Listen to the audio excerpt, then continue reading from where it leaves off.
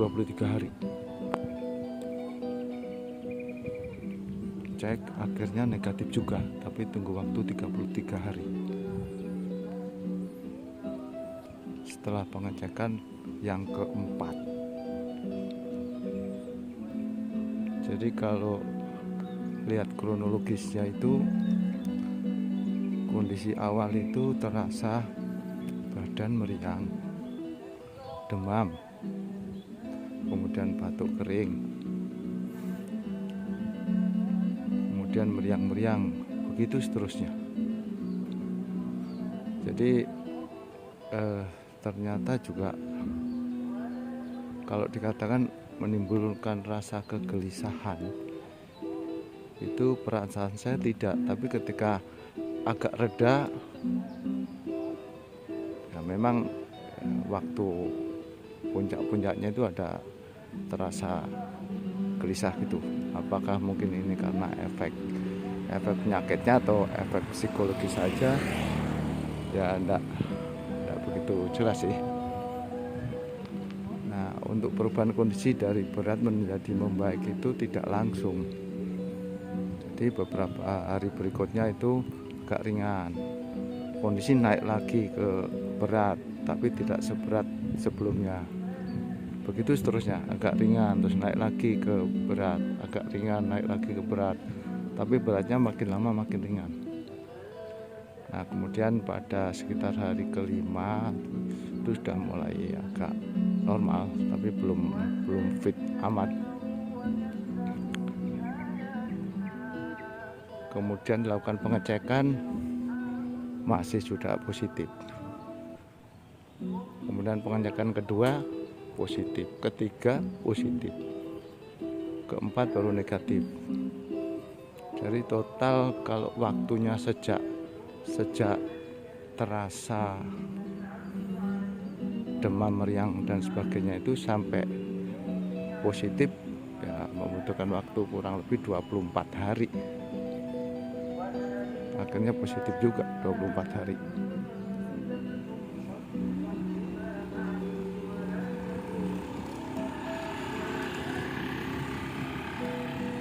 Sekarang sudah agak longgar, sudah positif, sudah keluar dari isoman, sudah negatif, bukan sudah positif, keluar dari isoman.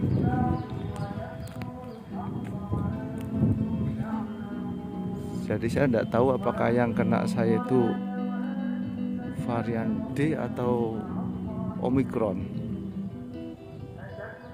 Tapi yang jelas yang saya rasakan ketika berat itu menurut saya tidak seberat kalau kita flu berat gitu. Tidak seberat itu.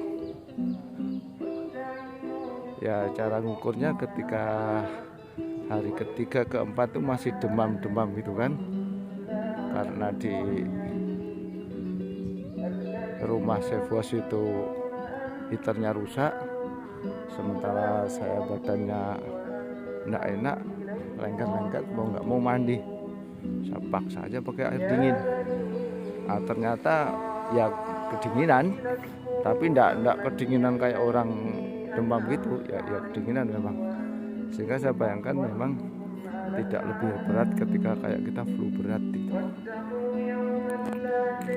Kemudian batuk juga tidak terasa, batuk kering, tapi tenggorokan memang ada tidak enak. Kemudian suhu badan tertinggi yang saya rasakan itu sampai 38. Kemudian turun naik lagi, akhirnya menuju normal 38. Kemudian saturasi terendah itu sekitar 94.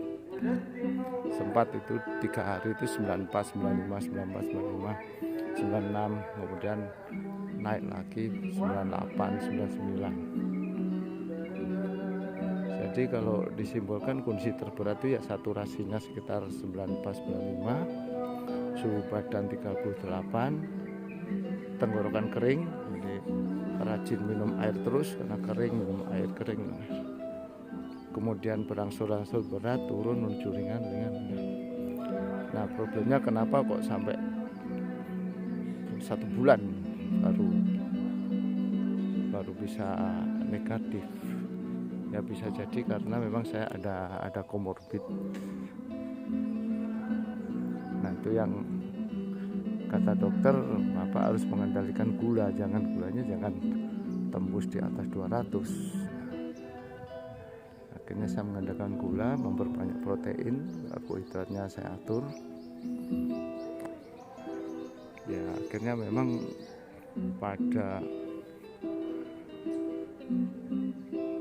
pengujian yang keempat lah baru bisa negatif.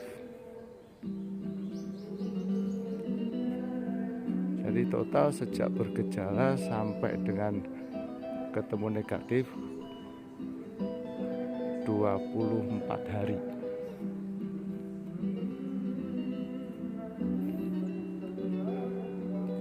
Oke, jadi kalau saya merunut untuk penularannya itu, saya biasanya konsisten pakai masker dimanapun, tidak pernah lepas.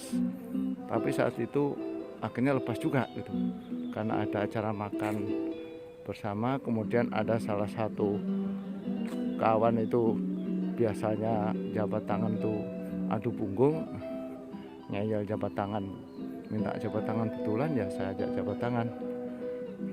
Kemudian sempat lepas ya karena tempatnya rame, ngobrol agak deket-deket lah.